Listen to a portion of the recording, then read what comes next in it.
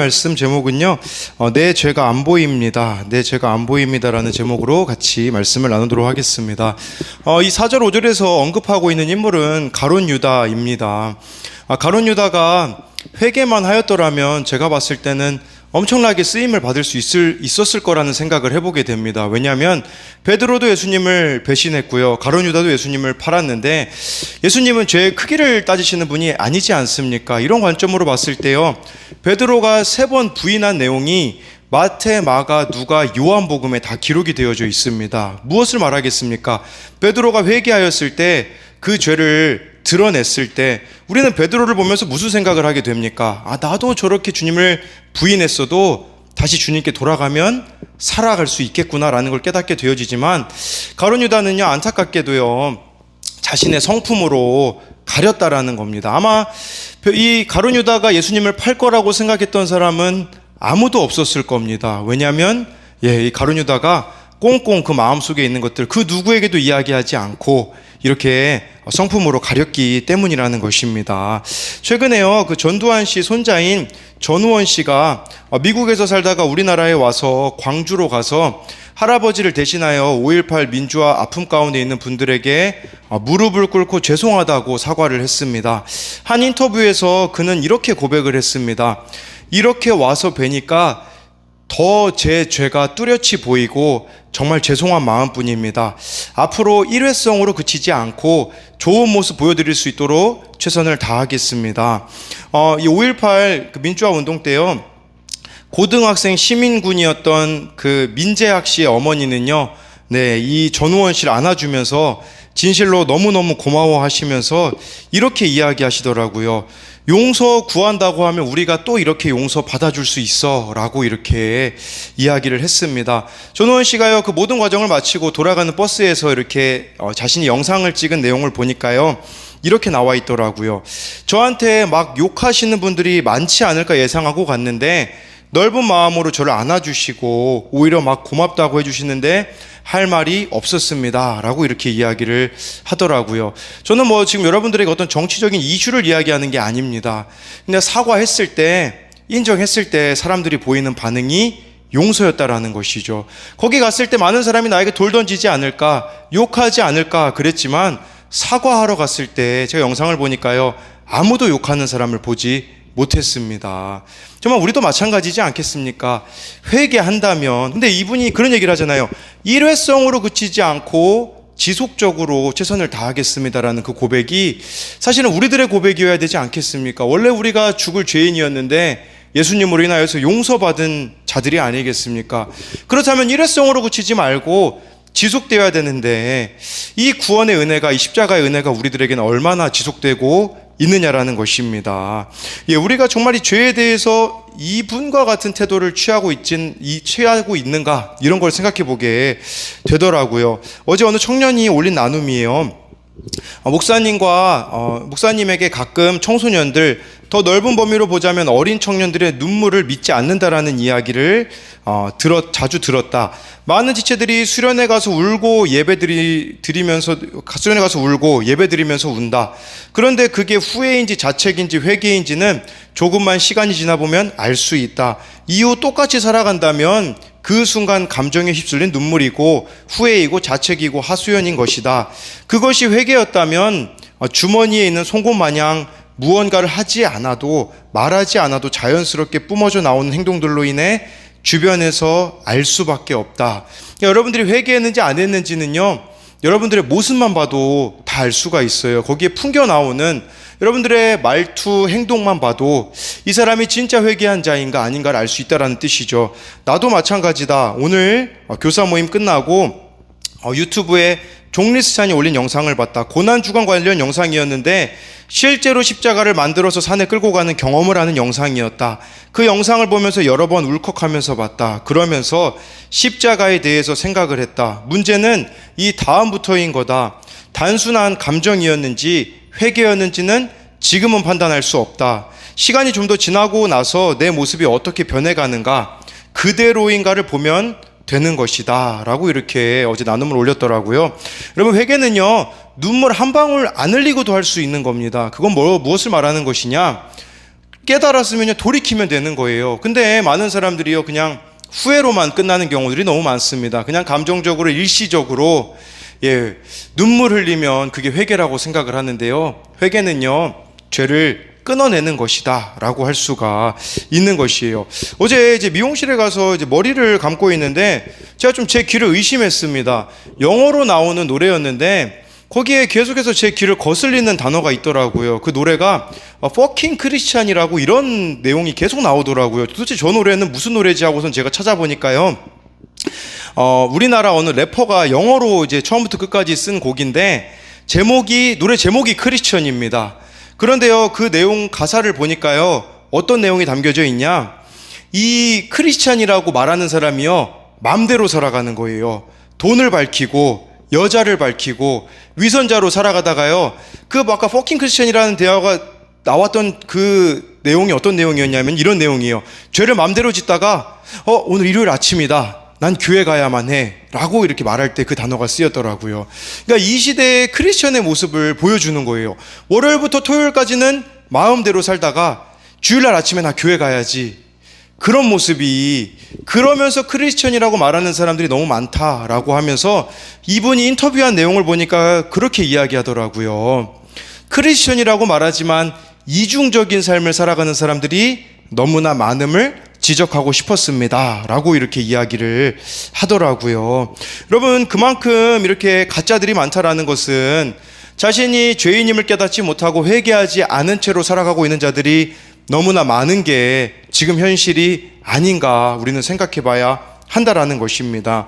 우리는요 가룟 유다처럼요 성품으로 나를 꽁꽁 숨기고 있습니다. 우리 로마서 5장 3, 4절 말씀을 같이 보도록 하겠습니다. 로마서 5장 3, 4절 말씀 보면요, 지난번에도 설명드렸는데 우리 한 번 더 보도록 하겠습니다. 네, 읽겠습니다. 시작. 혼란은 인내를, 인내는 연단을, 연단은 소망을 이루는 줄 알미로다.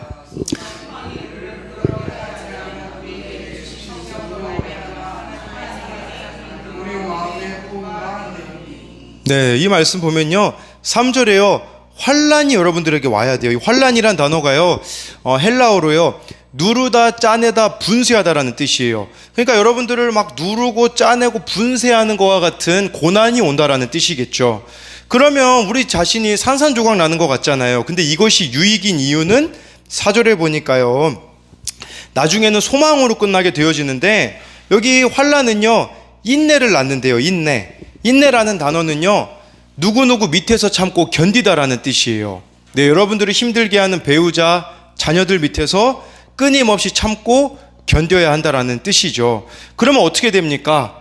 이 인내가요 연단을 낳는데요. 연단이라는 단어를 찾아보니까요 이게 조금 우리나라 말로는 번역이 좀 잘못된 것 같습니다. 원래 헬라어로 보면요 이게 무슨 뜻이냐면, 네, 연단이라는 것은 인격이라는 뜻이에요. 그러니까 여러분들의 인격이 바뀌어지게 된다라는 것이죠.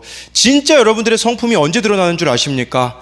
고난 가운데 있을 때, 그때 드러나게 되는 것이에요. 그렇다면 그런 관점으로 보자면 하나님이 우리들의 인생 가운데 왜 고난을 주시겠습니까? 나의 인격을, 나의 포장하고 있는 그 성품을 바꿔주시기를 원하기 때문이라는 사실입니다. 그렇게 되면 우리가 어떻게 되냐? 소망을 이루는 삶을 살게 되어지는 것이고, 5절 말씀에 보면요 성령으로 인하여서 하나님의 사랑이 우리들 가운데 부음바 됨으로써요 더 이상 나의 성품으로 살아가는 것이 아니라 성령의 능력으로 살아갈 수 있는 삶을 주님께서는 우리가 살기를 원하신다라고 이렇게 말씀해주고 있다라는 것을 뜻하는 것입니다. 여러분, 성경에 보면요 정말 완벽에 가까웠던 사람 누가 있습니까? 욥이라는 사람이 있었죠. 욥이라는 사람, 도대체 저 사람은 왜 고통당해야 되지? 자녀들 생일 때마다 막 제사를 드리기도 하죠. 그 정도로 하나님을 사랑했던 사람인데 말도 안 되는 고난을 당하지 않습니까? 그런데요 고난을 다 통과한 후에 그의 고백이 무엇이었습니까? 우리 욥기 42장 5, 6절 말씀을 보도록 하겠습니다. 욥기 42장 5절 6절 말씀입니다. 네, 시작.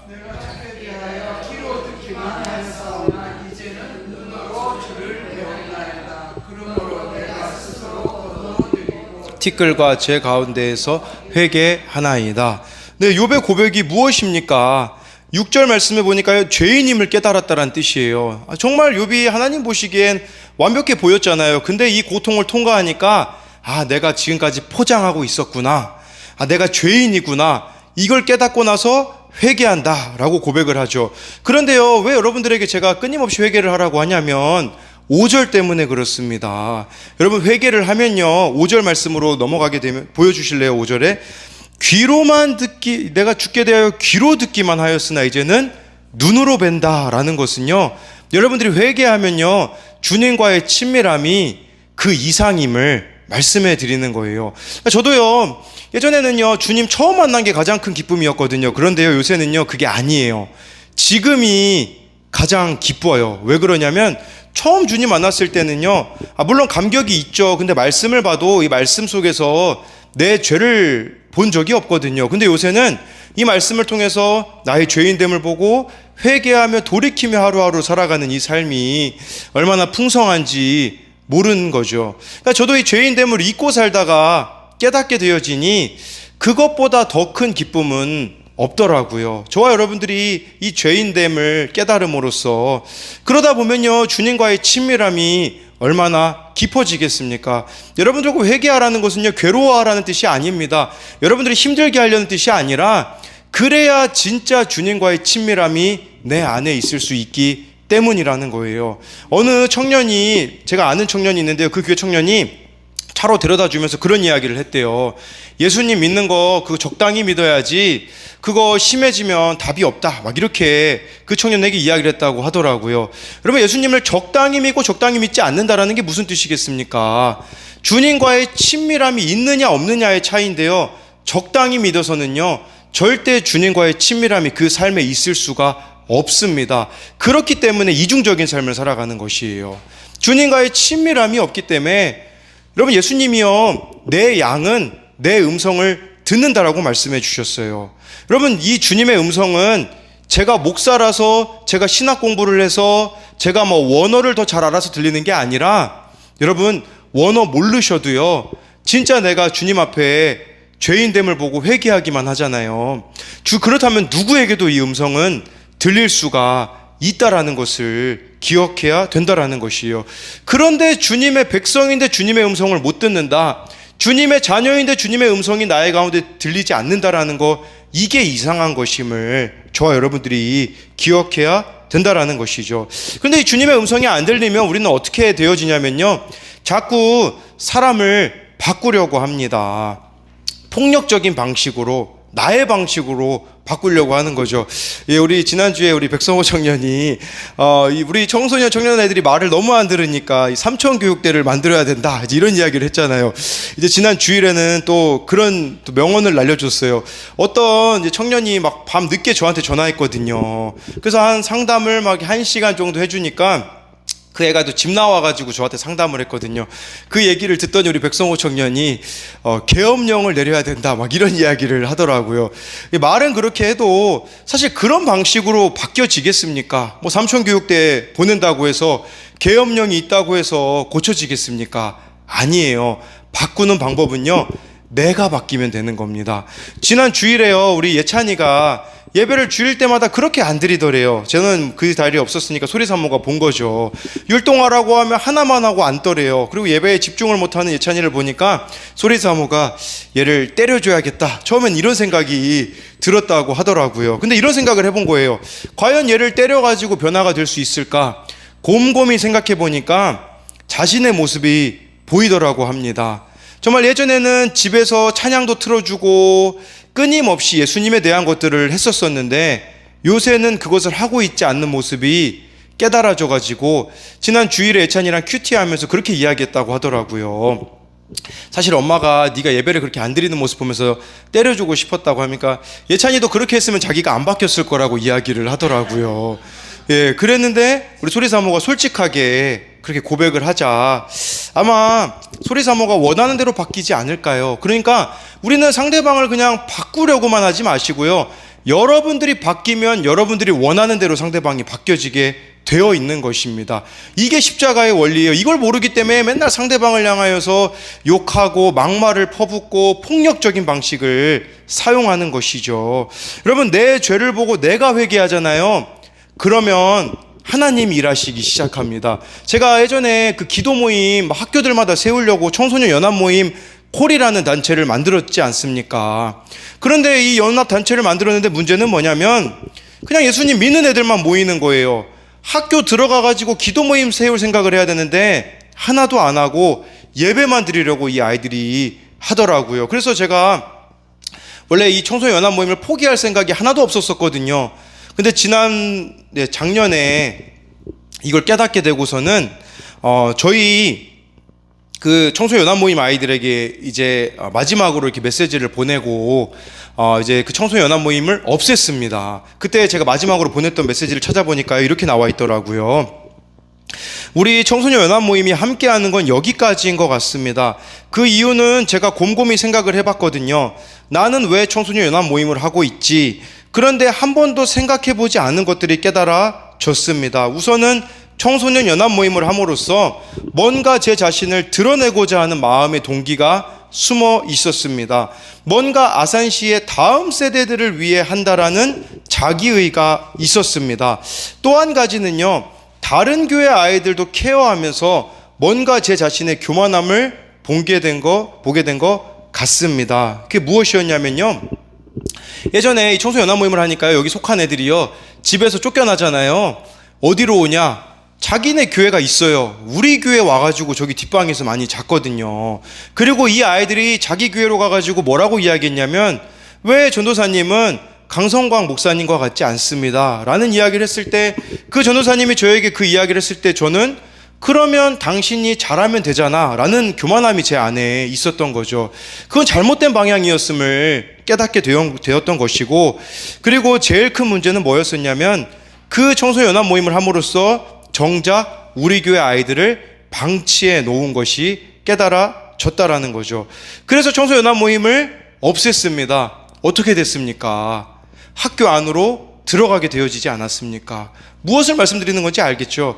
자기를 부인하고 십자가 지는 길은요, 정말 지금 여러분들이 원하는 그 뜻이 이루어지는 길이라는 것을 믿으셔야 합니다. 정말 자녀가 구원받기 원하십니까? 내 생각으로 내 방법으로 하실 게 아니라 내가 죽어져야 됩니다. 집에서 자기를 부인하고 십자가 지는 적용들을 해 나가야지만 돌아오는 것이지, 내 방식, 내 능력, 나의 어떠함으로는 불가능하다라는 것을 기억해야 된다라는 것입니다. 네, 오늘 또 말씀으로 돌아와서요, 마태복음 26장 69절에서 70절에 우리 좀 베드로의 모습을 좀 보도록 하겠습니다. 우리 마태복음 26장 69절에서 70절까지의 말씀입니다. 같이 읽겠습니다. 시작.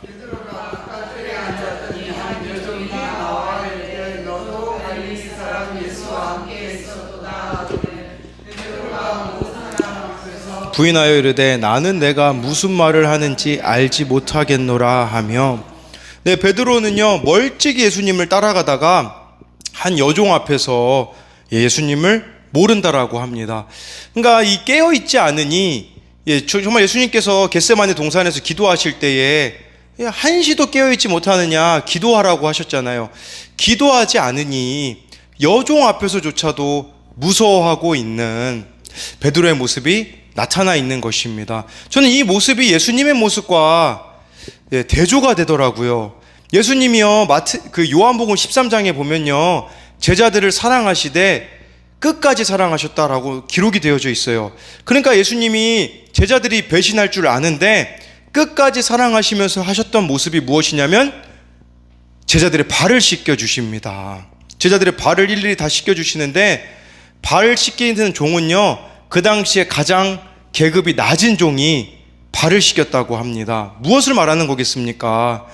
여러분, 우리가 주님과의 관계가 깨어 있으면요, 그 누구를 맞이해도 섬기는 종의 모습, 예수님의 모습으로 누군가에게 발을 씻겨줄 수 있는 존재가 될 수 있지만, 깨어 있지 않으면요, 주님과의 관계가 무뎌져 있으면요, 여종 앞에서조차도 나는 예수님을 모른다라고 부인하는 사람이 될 수밖에 없다는 뜻입니다. 그러니 우리가 영적으로 깨어있지 않으니 다 두려운 겁니다. 오늘도 두렵고 맞이할 내일도 두렵고 끊임없이 두려움들이 여러분들을 엄습하고 있지 않습니까? 베드로가요 2번 더 예수님을 모른다고 합니다. 우리 74절 75절 말씀 읽어보도록 하겠습니다. 시작.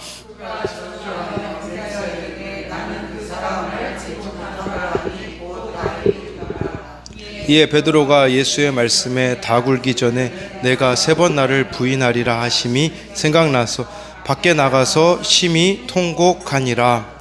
네, 베드로는요 닭 울음소리에 자신의 죄가 떠올랐습니다. 그리고 예수님의 말씀이 떠올랐습니다. 저는 이 말씀이 이렇게 해석되었습니다. 닭 울음소리는요 우리들에게 주어지는 겸손한 환경이다. 왜냐하면 예수님을 3번 부인한 그 자리, 닭 울음소리를 들었기 때문에 여러분 우리를 겸손할 수밖에 없게 만드는 환경이 닭 울음소리입니다. 여러분들을 겸손하게 만드는 그렇다면 환경은 무엇이겠습니까? 아직 돌아오지 않은 배우자와 자녀들이라고 할 수 있습니다. 오늘 아침에요 제가 예전에 말씀 양육을 했던 청년이 군대에 갔는데 저한테 편지를 보냈습니다. 이 편지를 읽어봤는데 그 친구는요 이 군대 가기 전에는 고삐 풀림 그것처럼요 그냥 맘대로 막 하다가 제 말도 엄청 안 듣더라고요. 그러더니 이제 군대 가가지고 조금 정신을 차린 것처럼 보이는데 이렇게 저에게 편지가 왔습니다. 목사님, 여기 오니까 정말 무척이나 힘들고 분노가 많아집니다. 여기에 있으니 제 힘으로 할 수 있는 게 하나도 없으니 더욱 말씀을 의지하게 되는 것 같습니다.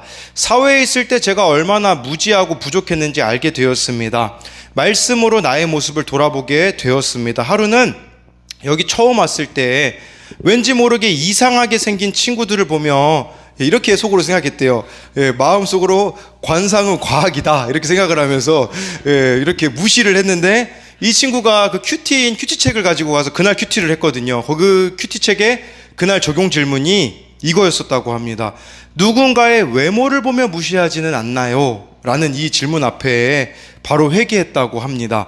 또 다른 하루는 제가 2층에서 성경을 읽고 큐티하고 있었는데 저에게 다가오더니 어느 친구가 큐티하고 싶다고 하더라고요. 이 친구도 예수님을 믿는 친구였나 봐요. 근데 성경책도 안 가지고 오고 큐티책도 안 챙겨서 걱정했는데 제가 있어서 다행이라고 하는데 같은 방에 의지할 수 있는 동역자를 붙여주신 것이 참 감사하더라고요.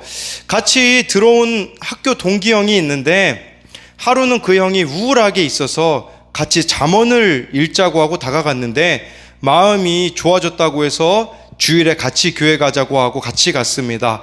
그 형을 반드시 구원해야겠다고 느꼈습니다. 겸손한 환경이 되어지자 구원에 관심을 갖게 되어지는 그 청년의 모습이 나타나 있는 것이죠. 물론 길고 짧은 건 대봐야 합니다. 제가 이렇게 간증하고 나서요 나중에 뒤통수 친 애들이 한두 명이 아니라 이제 얘가 한 상병쯤 병장쯤 돼야 이게 진짜인지 가짜인지가 드러나게 되기 때문에 미리 안전장치를 좀 깔아두어야겠습니다. 저희 교회 청년 중에요 어머니가 정신적으로 아프신 분이 있습니다. 아픈 청년이 있어요. 근데 지난 토요일에 순천향대학교로 이제 벚꽃 축제가 아니죠. 그냥 벚꽃을 보러 우리 청년들끼리 같이 가는데 차 안에서 그 청년이 그런 이야기를 했습니다. 운전면허를 따고 싶다고. 그래서 너 지금 26살, 만 26살이 안 되면 보험료도 많이 나올 텐데 왜 이렇게 운전면허를 따고 싶니? 라고 묻자 그 청년이 그렇게 이야기했습니다. 엄마가 밖에 나가는 거를 힘들어해서 사람 만나는 것들을 힘들어 하시는데 제가 운전면허를 따면요 차를 타고 어머니를 모시고 바닷가를 갈 수 있지 않겠습니까? 라고 그 친구가 이야기를 하더라고요. 그 다음날 새벽에 기도하는데 그 마음이 막 저에게 전해지면서 얼마나 막 제 마음 가운데 그 애통함이 막 되는지, 그리고 그 아이가 얼마나 귀하게 보이는지 그날 그 청년에게 그렇게 이야기했습니다. 조만간 한번 진짜 어머니 모시고 바닷가가 됐든 어디가 됐든 목사님이 운전해 줄 테니 한번 가자라고 이렇게 이야기를 하게 되었는데, 겸손한 환경이 되어지니 이 친구도요, 어머니가 이렇게 정신적으로 아프신 게 오래됐지만 예전에는 자기가 죄인됨을 못 깨달을 때는요 어머니를 방치하고 이해하지 못했던 청년이었습니다. 그러나 자신이 죄인됨을 깨닫자 어머니를 볼 때마다 애통함이 그 마음에 있는 모습을 보면서 우리가 참 겸손한 환경 가운데 주어지는 것이 이것이 축복인 이유는 구원에만 초점을 갖게 되어지구나 라는 것을 깨닫는 것이 아니겠습니까? 이걸 기억하셔야 된다라는 것이에요. 여러분들에게 왜 어려운 환경, 어려운 상황을 하나님께서 주시겠습니까? 다구름 소리 들으라는 것입니다. 나의 죄인됨을 보라고 주시는 것인데 이걸 안 보려고 하니까요, 그냥 그 대상들이 다 미워 보이는 거예요. 힘들게 하는 대상 보면요, 끊어버리고 싶은 마음이 우리들의 마음이 아니겠습니까? 저도 그렇습니다. 여러분, 미워하는 청년들, 청소년들 왜 없겠습니까? 말 안 듣는 애들 보면요, 그냥 목사의 권한으로 출교를 시키고 싶은 마음이 막 굴뚝까지 들 때가 왜 없겠습니까? 근데 그럴 때마다 하나님이 저에게 보여주시는 것은 무엇입니까? 지난 주일에 갑자기 신혁진이 주일 예배 나와서 막 성가대를 하는 모습을 보여주시니, 야, 저 신혁진이도 저렇게 성가대 속에 앉아있는데 네가 누구를 포기하냐?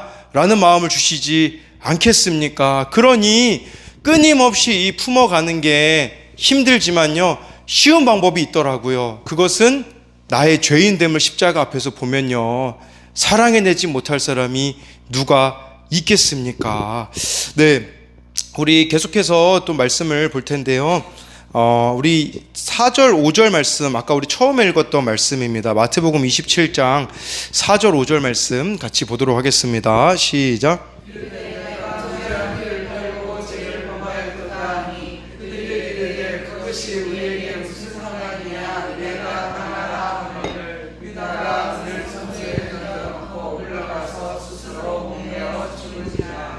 네, 이 가룟 유다가요, 회개가 안 되니, 여러분, 가룟 유다가요, 이걸 인정하고 싶지 않았던 겁니다. 뭐냐면, 여러분, 예수님 제자 중에 재정을 맡은 사람이 가룟 유다였습니다. 사실 재정 맡으려면 세리 마태를 시키는 게 더 정확하지 않겠습니까?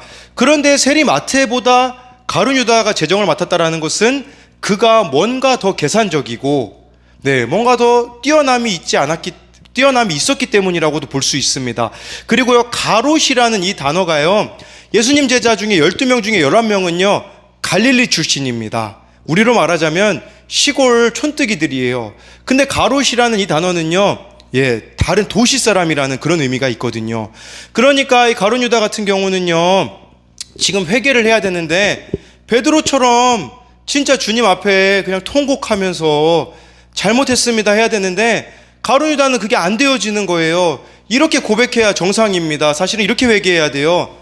제가 예수님보다 돈을 사랑했습니다. 예수님 다 알고 계셨거든요. 왜냐면요, 예수님 앞에 향유옥화 깨뜨린 여인 있을 때, 그때 가룟 유다가 그렇게 얘기했잖아요. 이 돈이면 많은 가난한 사람 도울 수 있겠다라고 이야기했다라는 것은 그가 돈이 욕심이 있었다라는 걸 예수님이 아셨는데, 그걸 드러내기 싫으니 결국은 자살로 끝났다라는 것이에요. 여러분들도요, 걸리는 게 있을 거예요. 그거 드러내지 않잖아요. 끝까지 무덤까지 숨기고 가잖아요. 여러분들만 힘들어집니다. 가룟 유다를 보십시오. 스스로 목매어 죽은지라. 나의 부끄러움이요, 부끄럽지만 드러내셔야 합니다. 드러내잖아요. 그럼 베드로처럼 살 길이 열려지는 거예요. 그 재앙으로 여겨졌던 그 사건도 구원의 사건으로 우리 주님이 바꿔주시지만, 가룟 유다처럼 드러내지 않고 꽁꽁 숨기고 있으니 결국은 스스로 목매어 죽었다라는 것, 지금 대한민국에서 많은 사람들이 정신과 치료를 받고 있지 않습니까? 무엇 때문이겠습니까? 회개가 안 되니 후회만 하고 있는 거죠. 후회만 하고 있으니 정죄감으로 가득 차가지고 자신을 힘들게 하는 길을 스스로 걸어가고 있는 것입니다. 그냥 나를 힘들게 한 사람 용서해버리면 되는데 끝까지 내 자존심 내세우다 보니까 용서하고 싶지 않으니 그게 스스로를 더 힘들게 하는 길로 걸어가는, 스스로를 목매고 있는 일이라는 것을 기억하셔야 한다라는 것이죠. 그래서 저희 청소년부에서도요, 어떻게 하면 이 아이들이 바뀌어질 수 있을까, 청소년들이 그 교사 모임에서 이야기하다가, 우리 아까 그런 얘기도 했잖아요. 삼촌교육대 얘기든 그런 방식이 아니라 저희들이 내세웠던 제안은 무엇인 줄 아십니까? 내가 청소년 때 어떤 모습이었는지를 기억하자였습니다. 저도 청소년기 시절에 그렇게 방황했었고 그렇게 주님을 멀리했던 죄인이었음을 기억하니 사랑해내지 못하는 청소년들이 없겠더라고요. 근데요, 내 모습을 다 잃어버렸으니까 우리가 자꾸 미워하고만 있는 게 아니겠습니까? 오늘 그 김지은 우리 집사님이 이런 나눔을 올렸더라고요. 어느 아이에게 이 아이가 힘들어하자 자신이 어떤 모습이었는지 어떤 죄인이었는지를 이야기해 주었다고 합니다. 얼마나 엉망인 모습으로 교회에 붙어 있었는지 말해 주었다.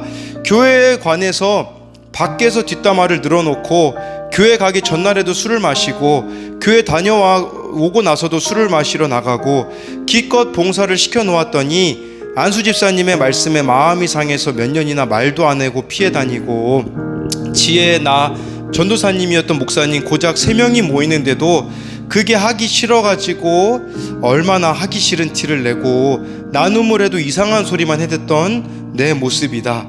교회 다니지만 자살하고 싶었고, 교회 다니지만 부모님이 죽도록 미웠고, 교회 다니지만 음란한 마음만 가득했다.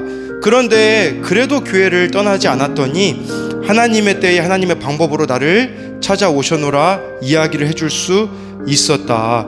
대학생 때도 타지에 가 있으니 교회 안 갈까봐 엄마가 주일 아침마다 전화를 해서 나를 깨우면 간신히 일어나서 낮 예배만 드리고 오후에는 내 할 일을 하러 갔었다.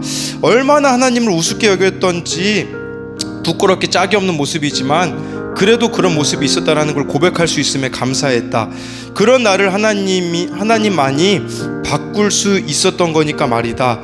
얘기를 다 들은 자매가, 그리고 저는 부목사님이 교회에 계시는 한은 아예 교회를 떠나지 않을 것 같아요 라고 하기에, 그래, 이 말세의 때에 죄를 보고자 하는 교회와 공동체와 목자를 찾는 게 이제는 너무 힘든 일이 되었다.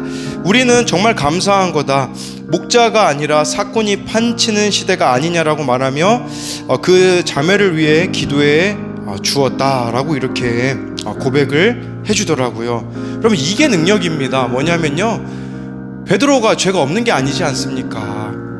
근데요, 베드로가 그것을 다 고백하였을 때 나중에 이 죄 고백이 어떻게 됩니까? 다른 사람을 살리는 고백이 되었다라는 것이죠. 그렇기에 여러분들이 꽁꽁 숨기고 있는 그것은요, 가만 놔두면요 가룟 유다처럼 죽을 일이 될 수밖에 없습니다. 그러나 베드로처럼 부끄럽지만 고백하잖아요. 그러면요, 나도 살리고 남도 살리는 길이 될 수 있음을 저와 여러분들이 믿으셔야 합니다. 그게 우리 주님이 원하시는 모습이라는 것이에요. 정말 주님 앞에서 늘 내 모습 보고 회개하며, 오늘 아침엔 제가 소리 사모랑 또 싸웠거든요. 왜 싸웠는 줄 아십니까? 죄인이에요. 저는 죄인 중에 괴수입니다. 네, 왜 싸웠냐? 이 강대상에는 휴지 때문에 싸웠습니다. 아니, 소리 사모가 막 기도하는데 아니 이 휴지를 가지고 막 이렇게 눈물을 닦는 거예요. 그런데 문제는 예전에 우리 부모 양육 세미나 할 때 막 성도님들이 우실 때 아니 강대상에 있는 휴지를 가져다가 주는 거예요. 그러니까 본인이 이제 휴지를 이렇게 다른 걸 가져다, 왜냐면 제가 새벽마다 좀 콧물이 나거든요. 아니 근데 이게 없어가지고 가끔 당황한 적이 있었어요. 막 콧물은 나지 뭐로 닦아야 될까? 그래가지고 소리사모한테 이거 쓰면 좀 채워 넣던지 여기 있는 거는 좀 쓰지 않았으면 좋겠다. 그래서 저희 둘이 싸웠던 게 아닙니까? 그래가지고 소리사모는 이제 3층에 가서 네, 또 이렇게 내가 그만큼 남편을 좀 함부로 대했구나라고 회개를 하고, 저는요 이 수요일날 잠깐 잠이 들었거든요. 그러니까 너무 피곤해가지고 한 30분 정도 알람을 맞추고 잤는데, 아니 꿈에서 이거는 뭐 있는 일이 아니에요. 근데 막 소리사모가 바람 피는 꿈이 온 거예요. 그러니까 안 되겠다, 내가 소리사모 더 사랑해야지. 그래서 바로 전화로 미안하다고 제가 전화를 했거든요. 그게 뭘 말씀드리고자 하는 거냐면, 회개하지 않고 그냥 가서 시간이 괜찮아지게 해준다, 그런 거 없습니다. 여러분, 더 끔찍한 일이 오는 거예요. 제가 그제서야 아차 싶은 거죠. 나도 소리사모를 이렇게 사랑하지 못하였음이 바로 회개가 되어지는 걸 보면서, 여러분 주님 앞에 오늘 회개하는 거, 이것만이 저와 여러분들이 살 길이라는 것을 기억하셨으면 좋겠고요. 그리고요, 이제는 안 되는 것 같아 보여도 십자가 지셔야 됩니다. 어제 어느 청년을 만나러 갔거든요. 사실 제가 살짝 만나고 얼굴 도장만 찍고 도망가려고 했거든요. 근데 이 청년이 그렇게 얘기하더라고요. 그냥 10시쯤 만나러 갔어요. 밤 10시에. 목사님, 저 마감할 때까지 계실 건가요? 그러더라고요. 얘가 마감이 11시거든요. 그럼 나 속으로 이제 계산이 막 되는 거예요. 나 이거 11시에 가면 새벽 기도 또 일어나려면 피곤할 텐데, 가면 또 이것도 하고 저것도 해야 될 텐데 싶었는데, 한마디 해주려고 그냥 있었습니다. 그 안에도 제 마음 가운데 얼마나 많은 고민들이 있었겠습니까? 한 10시 반쯤 됐을 때 집에 갈까 말까 이런 고민이 막 몰려오더라고요. 그래도 참았습니다. 왜 참았냐면 이 아이에게 그거 말해주고 싶었거든요. 여러분, 가룟 유다가요, 옆에 사랑해주는 한 사람만 있었더라도 자살 안 했을 겁니다. 아마 제자들에게 마음 하나도 안 열었던 것 같아요. 이 마음 터놓고 있을 수 있는 사람 한 사람만 있었으면 가룟 유다 자살 안 했다라는 그 말씀이 생각나니, 이 아이가 너무 힘들어도 힘들 때마다 달려와 준 목사님 있지, 그것 때문에 참았고 그것 때문에 이 아이를 집에다 데려주고 오는데 정말 기쁨이 제 안에 있더라고요. 마찬가지로 정말 저와 여러분들이 구원에 관심을 가짐으로써 한 사람이라도 우리에게 주어진 인생의 때에 더 주님께로 인도해내는 저와 여러분들이 되기를 소망합니다.